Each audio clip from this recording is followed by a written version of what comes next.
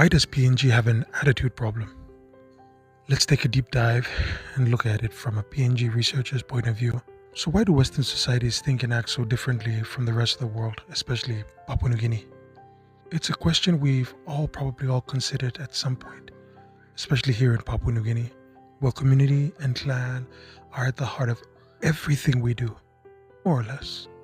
But what if I told you that the way Westerners view the world is rooted in historical choices that shaped their brains, behaviors, and entire cultures? Okay, so let's break it down. The origins of the Western thinking. Western society is often described as weird, W-E-I-R-D.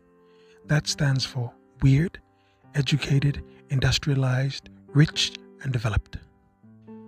This acronym captures the unique characteristics of these cultures as detailed in Joseph Heinrich's book, The Weirdest People in the World.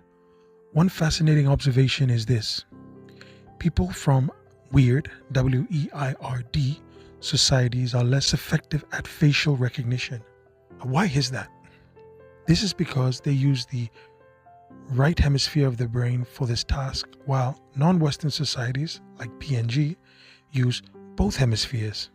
So beyond facial recognition, there are significant differences in memory, attention, spatial awareness, and reasoning between Western and non-Western cultures.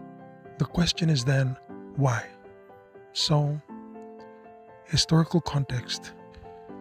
The root of these differences can be traced back about 1,000 years to a decision made by the Western Church, which later became the Catholic Church. Around this time, the church banned cousin marriages. Before this, most societies around the world, including Europe, were organized around clans and kinship networks.